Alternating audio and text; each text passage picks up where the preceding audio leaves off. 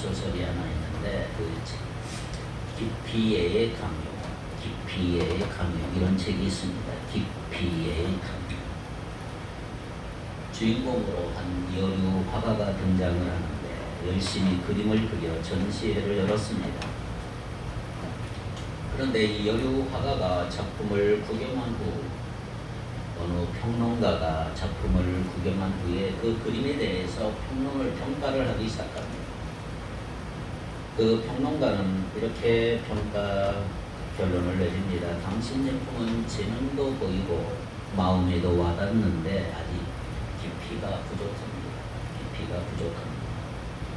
이 화가는 재능도 보이고 마음에 와닿는다는 말은 다 잃어버리고 마음속에 깊이가 부족하다는 말에만 마음이 걸린 거예요. 그날부터 그녀는 이 깊이라는 두 글자에 집착을 합니다. 깊이는 작품을 만들어야 한다는 집념에 사로잡히기 시작을 했습니다. 그러나 깊이를 진정시키지 못하는 자신의 몸을 술과 약물로 복사시키기 시작을 했습니다. 그리고 그 아름다웠던 모습은 고뇌와 집착으로 엉망이 되어갑니다.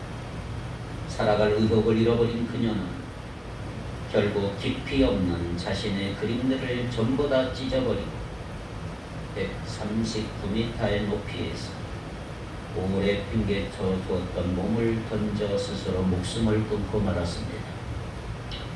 말 한마디가 얼마나 힘이 있는가를 보여주는 작품이라고 할 수가 있습니다. 그렇습니다. 대부분 말이라고 하는 것은 한 번 말하면 그것으로 그치는 것이 아니라 사람의 마음속에 들어가 씨가 되는 경우가 많이 있습니다. 그래서 그 씨가 자라 말의 열매를 맺게 되는 것입니다. 그런데 그 씨가 어느 때는 사람에게 활기를 주고 용기와 힘과 기쁨과 소망과 행복을 주는 생명의 씨 역할을 하는 씨로 심어질 경우가 있지만 그러나 어느 때는 절망과 우울과 슬픔과 고독과 포기 등의 사망의 씨로 심겨질 때도 있습니다. 말이 씨가 된다고 하는 우리 속담처럼 말은 한 번 하면 시공 속으로 없어지는 게 아니라 그것이 혼자 하는 말이든 상대가 있어 하는 말이든 말은 사람의 마음 밭에 떨어져 씨가 되는 것은 부정할 수 없는 사실이라고 할 수가 있습니다. 저는 오늘부터 그런 의미에서 몇 주 동안 치유 기도 시리즈를 시작을 하려고 합니다. 치유 기도. 우리가 무엇을 생각하고 무엇을 말하는지가 영적으로 얼마나 중요한가를 한번 살펴보려고 합니다. 단순히 지적인 차원이 아니라 영적인 차원에서 말씀을 드리려고 합니다. 우리는 깨어있지 않으면 자신도 모르게 사탄의 대변인이 될 수 있음을 아셔야 합니다. 마음의 조급함에서 분노로 이어지는 말의 배후에는 늘 악한 영의 역사가 있기 때문이죠. 그런 말은 독이 묻은 화살과 같아서 많은 사람들에게 상처를 주고 관계를 무너뜨리는 특징이 있는 것입니다. 먼저 첫째로 말의 선택, 언어의 선택은 영적 수준의 척도라고 하는 것을 기억하셔야 합니다. 말의 선택은, 언어의 선택은 영적 수준의 척도다. 야고보서 3장 8절로 10절을 보겠습니다. 혀는 능히 길들일 사람이 없나니 쉬지 아니하는 악이요 죽이는 복이 가득한 것이라. 이것으로 우리가 주 아버지를 찬송하고 또 이것으로 하나님의 형상대로 지음을 받은 사람을 저주하나니 한 입에서 찬송과 저주가 나오는도다. 내 형제들아 이것이 마땅하지 아니하니라 그랬습니다. 낙타 무릎이라고 별명으로 유명한 기도의 사람 야고보 사도는 말의 능력과 하나님을 믿는 우리의 언어 생활에 대해서 분명하게 지적하고 있는 거예요.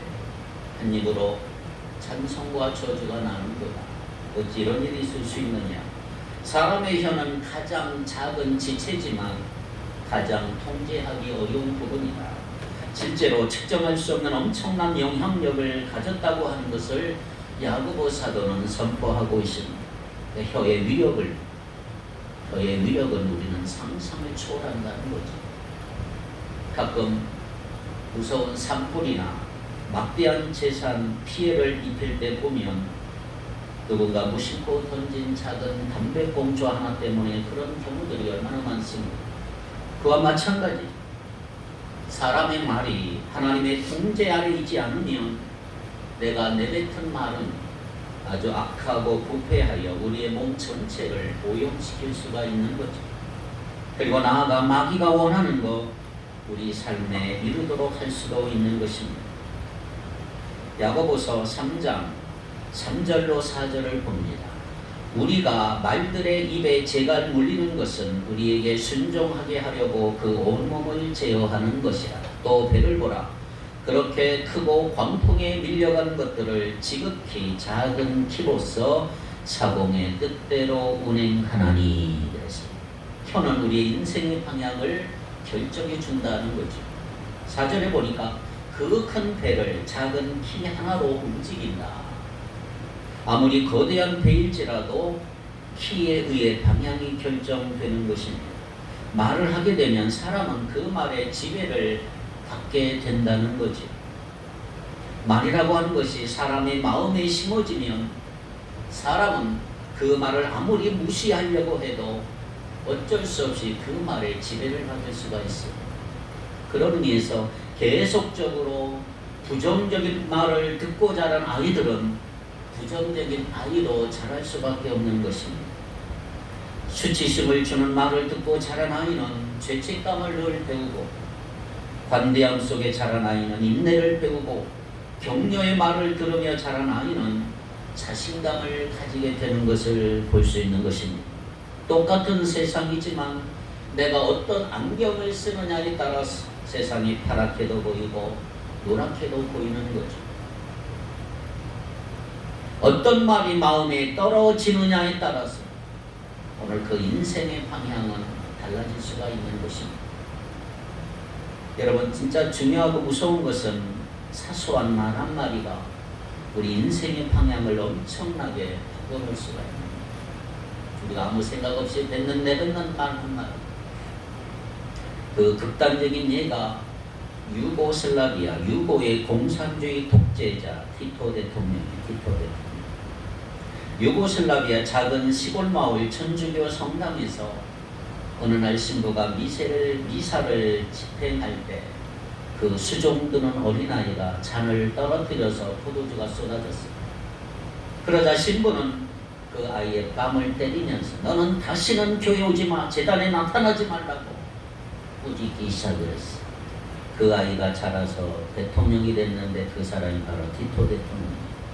이 티토는 유명한 공산주의자가 되어서 군사재판 없이 반대파인 군인들을 약 23,000명을 처형했던 유명한 독재자가 됐어. 70년대에 일어난 일이 70년. 같은 날 다른 성당에서 신부가 미사를 집행했는데 역시 수종들은 아이가 잔을 떨어뜨려 포도주가 엎질러졌어. 그러자 신부는 아이의 머리를 쓰다듬으면서 세수는 누구나 할 수 있어. 너 커서 신부가 되겠구나. 그렇게 말했다고 해요. 그 아이가 그 유명한 그리스도라면 어떻게 사실까? 그것은 풀턴 쉼패의 주교입니다.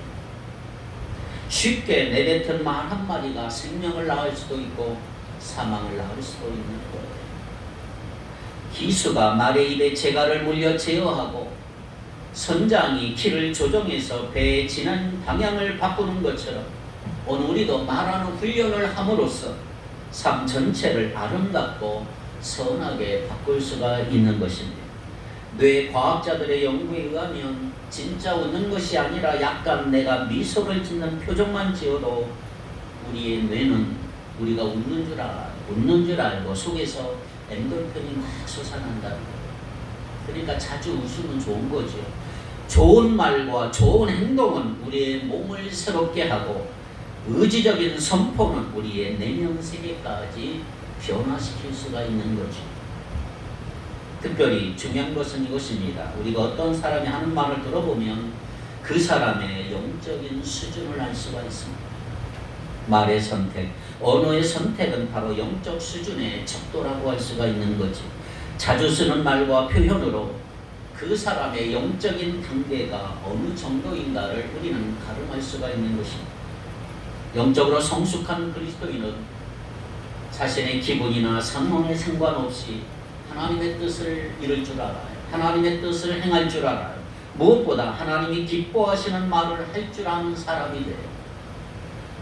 하나님을 그러나 믿는다고 하지만 미성숙하고 육신적인 사람들은 늘 자기 중심적으로 말하고 행동하며 자신이 얻지 못하는 것, 자신이 원하는 거 얻지 못하면 나는 불행한 사람이라고 느껴요.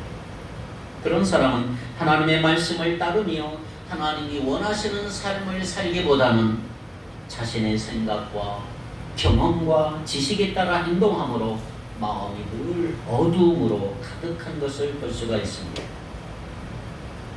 그런 면에서 성경에 나오는 대표적인 경우가 바로 고린도 교회의 교인들이라고 할 수가 있습니다.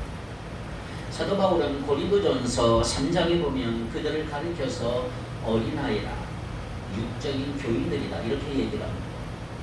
그런데 여러분들 고린도 교회를 아십니까? 고린도 교회의 성도들은 누구보다도 은사가 많았던 사람, 은사가 많고 복음에 대한 열정이 강했고 전도도 잘했고 재림에 대한 강렬한 소망을 가지고 있었던 엄청난 신앙인들이에요. 그럼에도 불구하고 바울은 그들에게 영적인 어린아이다, 육신적이다 이렇게 말한 이유가 무엇일까? 그것은 그들에게 시기와 다툼이 있었어요. 시기와 다툼. 아무리 그들이 은사가 많고 열정이 넘쳤고 전도도 잘하고 신앙이 대단해 보여도 서로 시기하고 다투는 걸 보니까 아니라는 거예요. 어린아이다 아직도. 서로 아볼로파, 바울파, 게바파, 심지어 그리스도파로 갈라져 싸웠던 사람들이에요. 그렇게 서로 싸우고 비난하며 나가는 걸 보니까 저들은 영적인 게 아니라 육신적이다. 성숙한 게 아니라 어린아이였다. 바울은 그걸 공개했습니다. 그런 사람의 특징이 바로 부정적인 말을 많이 한다는 거지. 불평이 많고 뒷담화 즐기며 쓸데없이 참견하기 좋아하고 분별 없이 충동적으로 마구 말을 마귀함으로 실수가 많아져서 가정과 공동체에 문제를 일으키는 사람으로 문제아가 돼요. 그렇게 통제되지 않는 말과 행동을 하게 되면 마귀는 가만두지 않아. 그 삶에 활동하도록 문을 활짝 열어줘. 네 마음대로 하라.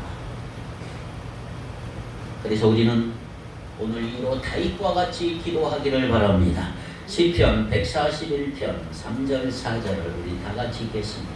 시편 141편 3절 4절 시작.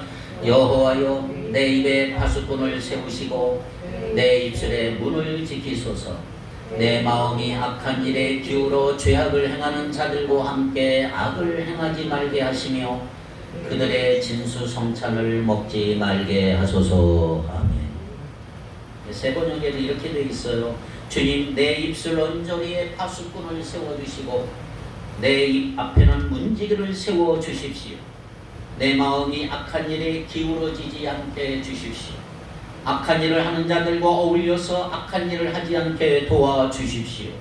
그들의 진수성찬을 먹지 않게 해주십시오. 그렇습니다.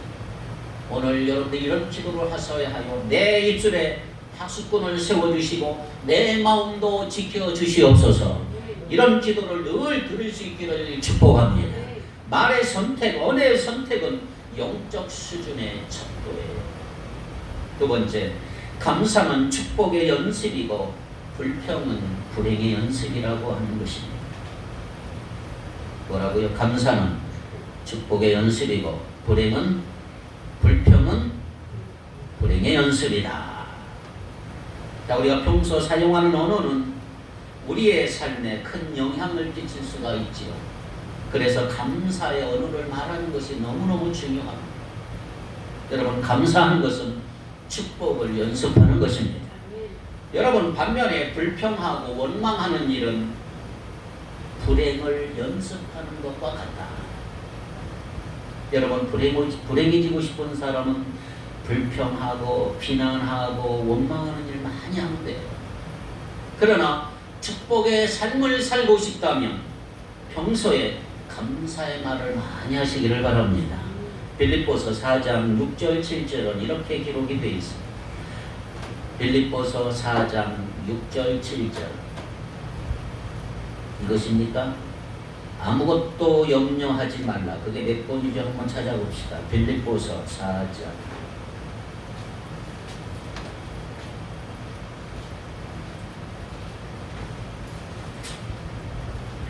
아무것도 염려하지 말고 다만 모든 일에 기도와 간구로 하라. 빌립보서 4장 6절 7절이네. 6절 7절. 다시 읽읍시다. 시작.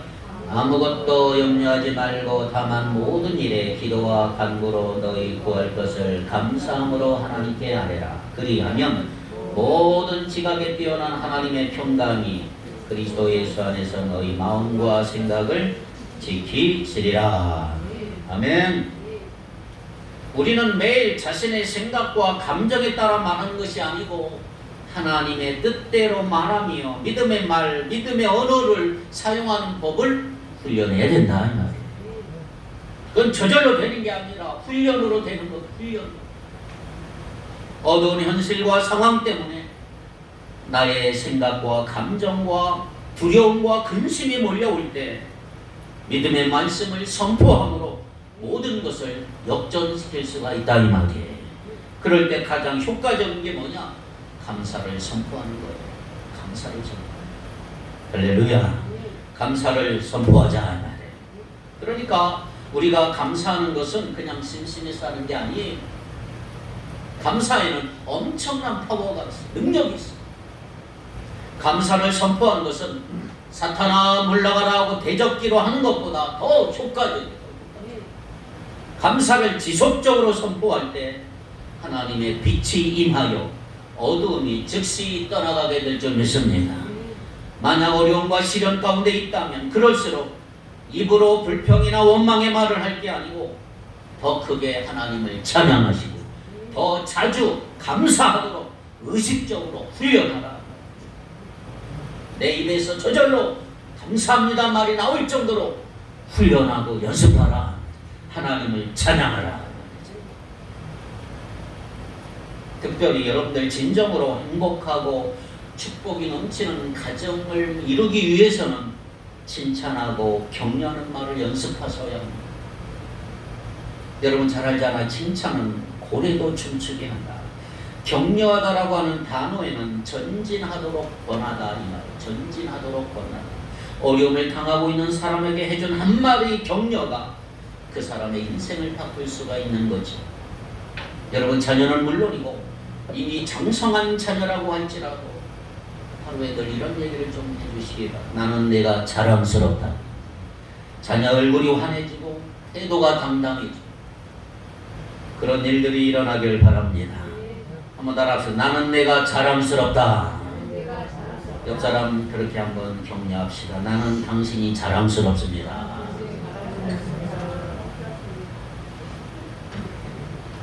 자랑스럽기를 원합니다. 말은 우리 인생을 바꾸는 거예요. 아무리 찬양과 예배를 통해서 내가 은혜를 많이 받고 기도를 많이 한다 할지라도 화내고 원망하고 불평하고 공격하는 거친 말을 하게 되면 그런 사람에게는 성령의 역사가 끊어져요. 왜냐하면 분노와 미움과 원망과 불평의 말은 성령이 싫어하는 거예요. 성령을 근심하게 만들고 그와 동시에 그런 말들을 좋아하는 마귀에게 문을 열어주는 것이 돼요. 불평은 나의 인생을 가두어서 하나님께서 뜻하신 목적과 사명을 향하여 전진하지 못하도록 만드는 우리 인생을 불행하게 만든다는 사실. 그래서 여러분 늘 감사하는 말을 할 수 있기를 축복합니다. 감사는 축복의 연습이고 불평은 불행의 연습이다. 뭘 하기를 원합니다. 감사함으로 축복의 연습을 많이 하기를 바랍니다. 세 번째, 감사는 남겨진 것을 바라보는 데서 시작이 된다. 자, 오늘 포인트가 이것입니다. 따라합시다. 감사는 남겨진 것을 바라보는 데서 시작이 된다. 자, 성경에 보면 성경에 나오는 인물 중에 엄청난 고난을 받은 사람을 꼽으라 그러면 누구나 다 욥을 꼽는데 욥의 견줄만큼 큰 고통을 겪은 또 하나 인물이 있다면 그 사람은 오늘 본문의 주인공 나오미라고 할 수 있는 나오미 사사시대 특별히 기도원 때 벌어진 일들을 기록한 성경이 룻기인데 오늘 본문은 이렇게 시작하고 있습니다. 제가 읽겠습니다. 1절 2절 보십시오. 사사들이 치리하던 때 그 땅에 흉년이 드니라.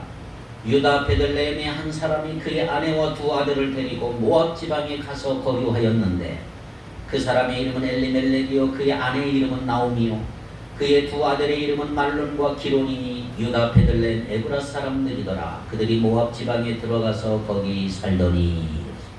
자, 원래 유다 베들레헴 출신, 이스라엘 베들레헴 출신인 엘리멜렉과 나오미 가정은 이스라엘 베들레헴이 어느 날 기근이 들었을 때 비교적 풍요로웠던 모압 지방으로 이주하여 모압에서 10년 동안 살게 돼요. 그런데 부녀는 고사하고 남편을 잃어버리고 두 아들 모두 다 잃어버리게 돼요.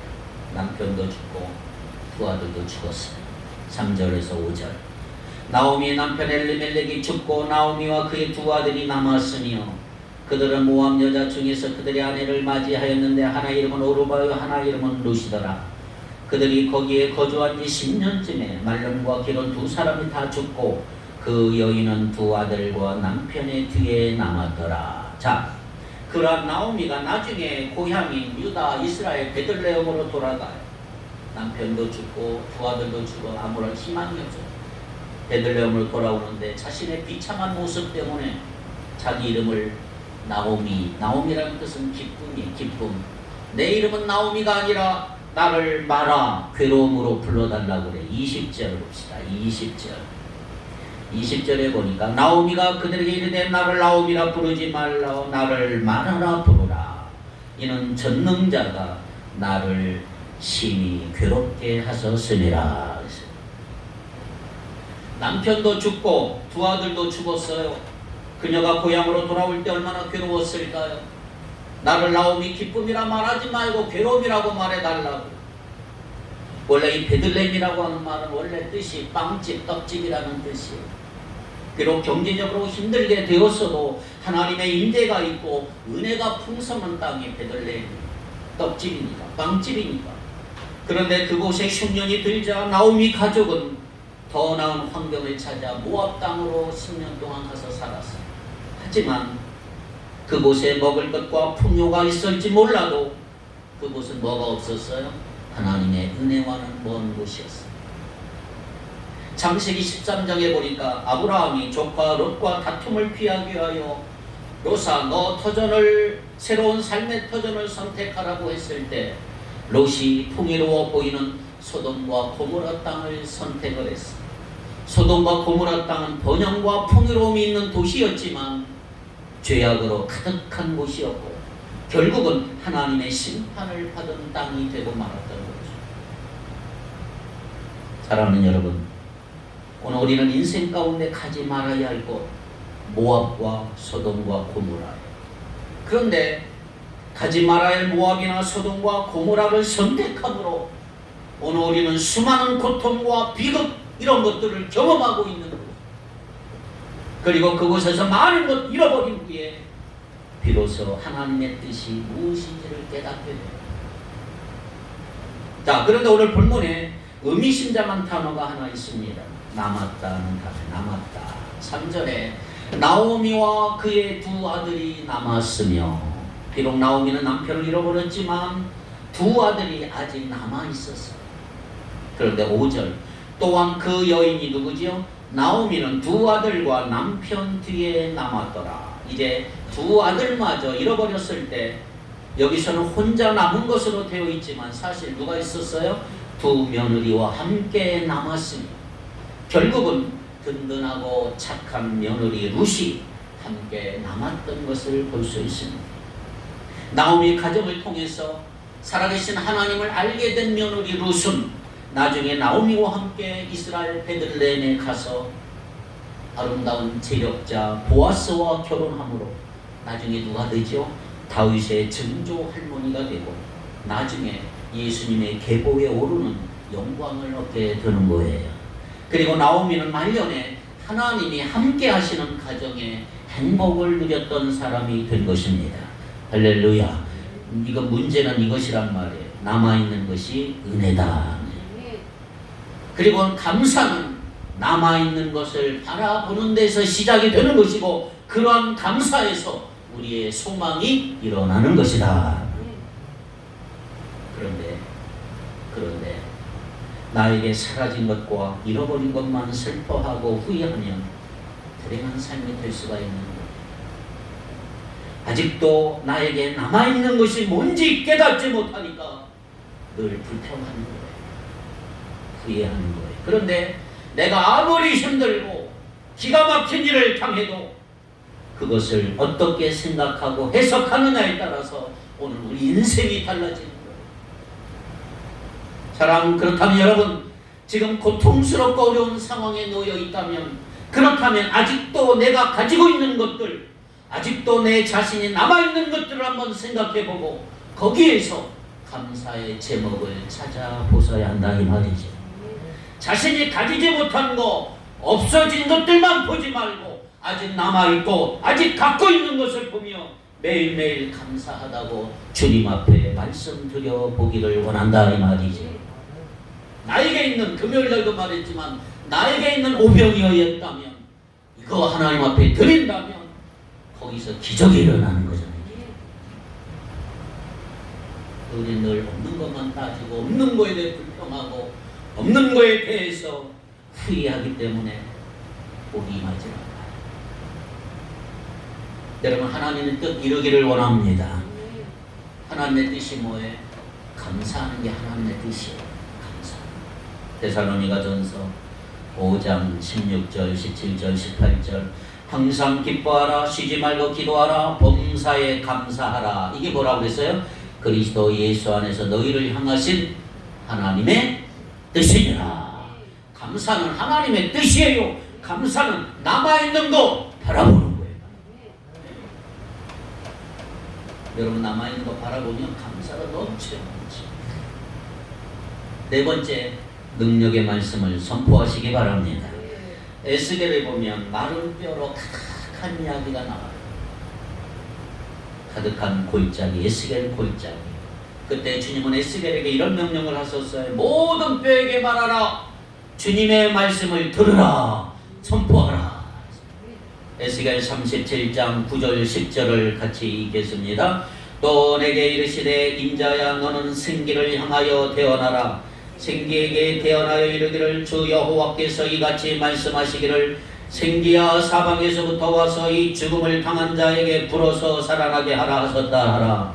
이에 내가 그 명령대로 태어나였더니 생기가 그들에게 들어가매 그들이 곧 살아나서 일어나 서는데 극히 큰 군대더라. 골짜기에 버려져 있던 마른 뼈들은 이스라엘 족속들을 말하고 있는 거예요. 하나님의 은혜를 어느 날 거부함으로 절망과 죄와 상처의 고통을 안고 살아가는 사람들이 다 에스겔 골짜기에 있는 마른 뼈들이에요. 이 세상은 살아있으나 죽은 자처럼 사는 인생들이 얼마나 많은지 몰라요. 마른 뼈처럼 우글거리는 거예요. 그런데 하나님은 그런 사람들에게 관심이 아주 많으시다는 사실을 기억하셔야 합니다. 그리고 하나님의 사람인 우리가 그분의 말씀을 대언함으로 그들을 살려내기 원하신다는 사실도 기억하시기를 바랍니다. 사실 하나님은 온 우주 만물을 말씀으로 창조하실 정도로 능력이 한이 없으신 분 아닙니까? 그런데 중요한 것은 왜 그토록 전능하신 하나님께서 직접 역사하지 아니하시고 저와 여러분을 통해서 대언하도록 하실까? 중요한 뜻이 있어요. 그것은 하나님의 자녀인 우리가 하는 말에 엄청난 능력이 있음을 알게 하시고 그 능력을 직접 체험하게 하시기 위해서 우리로 하여금 말씀을 선포하게 하시는 거예요. 이것이 선포하는 기도의 능력인 줄 믿습니다. 그래서 우리는 조용히 묵상 기도할 때도 있지만 최대한 말로 선포하며 기도하는 여러분 되기를 바랍니다. 에스겔이 하나님의 말씀에 순종하여 9절에 생기야 사방에서부터 와서 이 죽임을 당한 자에게 불어서 살아나게 하라 선포하자마자 하나님의 영인 생기가 마른 뼈들에게 들어가서 생명의 역사가 일어나면서 엄청난 하나님의 군대가 되었다 이 말이에요. 극히 큰 군대더라.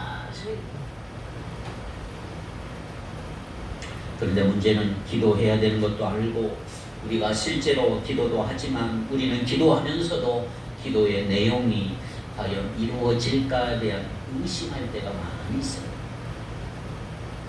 여러분 의심하지 않습니까? 우리만 그러는 게 아니라 놀랍게도 엄청난 성령의 역사를 수없이 체험했던 초대교회 성도들 자신들의 기도가 이루어질 것을 의심했어요. 사도행전 12장에 보니까 과거에 사도행전 강의할 때 얘기했지만 헤롯 아그리파 1세 헤롯이 12사도 중에 하나인 야고보 사도를 죽여요. 그러니까 유대인들이 너무 좋아하니까 베드로로 잡아서 감옥에 가둬버렸어. 이 엄청난 죽음의 위기 앞에서 초대교회는 베드로를 위해 하나님 앞에 간절히 기도해서 하나님 베드로를 살려주십시오. 그들의 기도에 응답하신 하나님은 천사를 보내어 베드로를 옥에서 끌어내요. 시내로 인도해주는 기적을 일으키지 않습니까? 근데 베드로는 성도들이 기도하는 곳으로 가는 거예요. 그때 성도들이 반응을 한번 볼까요? 사도행전 12장 14절로 16절에 보니까 이런 얘기예요. 베드로의 음성인 줄 알고 기뻐하여 문을 미쳐 열지 못하고 달려 들어가 말하되 베드로가 대문 밖에 섰더라 하니 그들이 말하되 네가 미쳤다 하나 여자아이는 힘써 말하되 참말이라 하니 그들이 말하되 그러면 그의 천사라 하더라. 베드로가 문 두드리기를 그치지 아니하니 그들이 문을 열어 베드로를 보고 놀라는지라 그랬습니다. 당시의 성도들은 베드로를 살려달라고 하나님 앞에 간절히 기도했어요. 그 기도가 응답이 되어서 베드로가 옥을 나와서 자기들이 기도하고 있는 곳으로 왔다 이 말이에요. 그런데 한 여종이 베드로가 왔다는 소식을 전하니까 네가 미쳤구나. 정말 왔다고 다시 우기니까 그건 베드로의 천사일 거야. 그때 베드로를 정말로 보게 되니까 다들 깜짝 놀라잖아. 기도하면서도 믿지 못해. 우리 역시 기도하면서 의심을 하지 않습니까? 오랫동안 병으로 시달리는 부모님 과연 나았을 수 있을까? 남편의 외도와 폭력으로 절망적인 저 가정이 과연 회복될 수 있을까? 파산하여 앞길이 막막한 우리 가족이 다시 정상적으로 살 수 있을까? 집을 나가 방황하며 망가진 우리 아이가 다시 돌아올 수 있을까? 오랫동안 믿음을 거부하며 믿지 않는 배우자가 주님을 믿고 구원받을 날이 올 수 있을까? 여러분 어떠세요? 이 모든 질문에 대한 답은 예스다 말이에요. 아멘입니까? 지금 나에게 닥친 절망적인 상황에서 하나님의 말씀에 순종하여 대언하며 선포할 때 하나님의 새로운 생명의 역사가 일어나기 시작하는 거잖아요. 마른 뼈가 붙고 심줄과 심줄이 새살이 돋아나서 놀라운 하나님의 군대를 이루는 이 역동적인 역사가 우리의 삶에 일어나게 되는 줄 믿습니다. 할렐루야. 시간이 짧지만 저는 아주 중요한 얘기를 하려고 합니다. 20세기 초중반 인도의 선교사였던 스탠리 존스라는 사람이 있습니다. 스탠리 존스. 그는 1938년 타임지에 의해서 사도 바울 이후로 세계에서 가장 위대한 선교사라고 하는 칭호를 받습니다. 그는 88세 때 1971년 12월에 뇌졸중으로 중풍으로 쓰러져서 수개월 동안 자리에서 일어나지 못하고 말도 하지를 못했어요. 인도에서 미국으로 돌아온 그는 이미 고령인데 뇌혈관이 터져서 의사도 포기한 상태가 됐습니다. 그럼에도 불구하고 그때 스탠리 존 선교사는 병상에서 말이 분명하지 못한 발음으로 말한 것을 녹음하기 시작했고 그걸 딸에게 주어서 딸은 그것을 듣고 글을 써서 다시 아버지에게 드립니다. 아버지는 딸이 읽어주는 원고를 읽고 수정하고 딸은 다시 그것을 기록하기 시작했어. 그리고 마침내 그의 유언장이 된 책이 탄생이 됐는데 그 책이 발간이 됐어요. 그 책의 제목이 하나님의 예스, 하나님의 예스. 우리말로 되어 있어요. 한번 꼭 서점에서 찾아 읽어보십시오. 하나님의 예스. 쓰러진 지 6개월쯤 되었을 때 인도로 다시 들어갔어요. 들어가서 쓴 일기가 발견이 됐는데 이런 일기예요. 1972년 6월 인도의 사할에서 좀 더 친밀해진 동행. 하나님은 우리의 모든 약속들이 참이고 진리라는 것을 증언하시는 하나님의 예스이신 예수님. 인생이 우리에게 인간의 노를 말할 때 하나님의 예스를 말씀하시는 예수님 감사드립니다. 제 평생을 주님과 동행했지만 뇌졸중으로 쓰러진 이후 오늘까지 지난 몇 개월은 특별히 더 그랬습니다. 지난 몇 개월은 교제의 시간이었습니다. 저는 원칙과 교제하지 않았습니다. 제 자신이 원칙이 아니기 때문입니다. 저는 인격과 교제했습니다. 하나님의 예스이신 예수님이 인격이시고 저 또한 인격이기 때문입니다. 주님께서는 제가 제 환경에서 일어난 모든 것들의 예스 쪽에 서도록 이끌어 주셨습니다. 먼저 주님께서는 지금까지 해왔던 그대로 사역을 능히 감당할 만큼의 시력을 얻을 것이라는 확신을 주셨습니다. 둘째로 운동 능력과 관련해 주님께서 충분한 힘을 주시어 제가 전적으로 무력한 상태에 머물러 있지 않아도 되게끔 해 주셨습니다. 셋째로 주님께서는 뇌졸중 발작 이후 까마귀 우는 것처럼 쉰소리를 내던 제게 본래의 목소리를 회복시켜 주고 계십니다. 넷째, 주님께서는 기도 시간에 말씀해 주셨던 그대로 제 왼손이 보조적인 기능을 수행할 수 있게끔 회복시켜 주고 계십니다. 주님께서 말씀해 주신 그대로 저는 신체적인 한계를 갖게 될 것입니다. 그러나 어떤 한계도 제가 세상에 끼칠 수 있는 영향력과 하나님의 나라를 위해 끼칠 수 있는 영향력을 제한하지 못할 것입니다. 그 한계들이 오히려 하나님의 은혜로 향한 문을 활짝 열어줄 것이기 때문입니다. 이는 곧 주님과 제가 서로 협력하여 신체적 한계의 문제를 풀어가리라는 것을 뜻합니다. 저는 은혜의 사람이 될 것입니다. 지금까지 저는 많은 세월을 주님과 함께 지냈습니다. 그 시간들은 결코 지루하고 따분한 시간들이 아니었습니다. 저는 늘 내적으로 흥분되어 있었고 언제나 주님과 함께 살아가는 그것이 결코 길이라는 확신을 갖고 있었습니다. 저는 뇌졸중 발작 이후부터 지금까지 적은 기간 동안 단 한순간도 우울해하거나 낙심한 적이 없습니다. 뇌졸중 발작이 가져다준 신체적 한계를 그대로 받아들입니다. 그 한계들이 바로 제가 하나님의 나라를 소유하고 하나님의 나라가 저를 소유할 수 있도록 문을 활짝 열어주고 있기 때문입니다. 지금까지 저는 만족하고 감사하면서 살아왔습니다. 앞으로도 계속 만족하고 감사하면서 살아가게 될 것입니다. 할렐루야. 그렇습니다.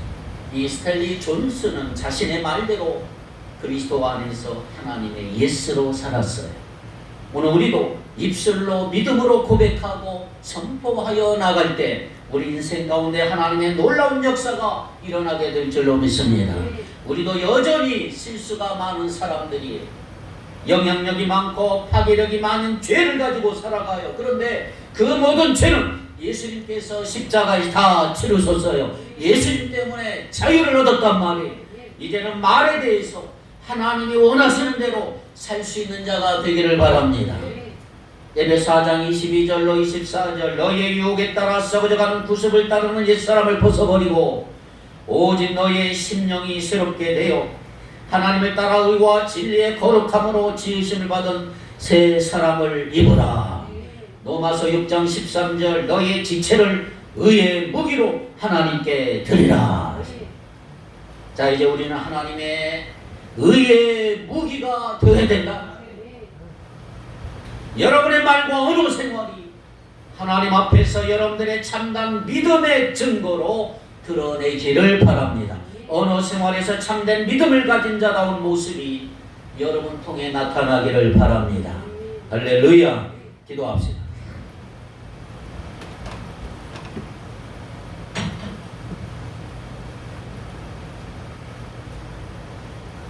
말이 곧 부메락인 것을 알기를 원합니다. 거룩하신 하나님, 내가 남을 축복하면 내게 복이 오고 남을 저주하면 내게 악이 되어 되돌아오는 것 깨닫게 하시고 내 입술에 언저리에 파수꾼 세워주시고 내 입 앞에는 문지기를 세워주시옵소서. 내 마음이 악한 일에 기울어지지 않게 하시고 악한 일을 하는 자들과 어울려서 악한 일을 하지 않도록 도와주시옵소서. 하나님의 뜻대로 말하며 믿음의 말 사용할 수 있게 하옵시며 내 혀가 하나님의 통제 아래 있게 하시고 날마다 감사를 선포하며 살아가도록 은총을 덧입혀 주옵소서. 주신 입으로 능력의 말씀 선포하며 살게 하시고 죽어가는 마른 뼈들과 같은 절망과 죄와 상처의 고통을 안고 살아가는 자들에게 생명의 역사가 일어나도록 우리의 입을 마음껏 사용하여 주시옵소서. 우리의 말이, 우리의 언어가 치유가 되어서 주님을 전하는 참된 믿음을 가진 자다운 사람들 다 되게 하여 주시옵소서. 예수님의 이름으로 기도하옵나이다. 아멘.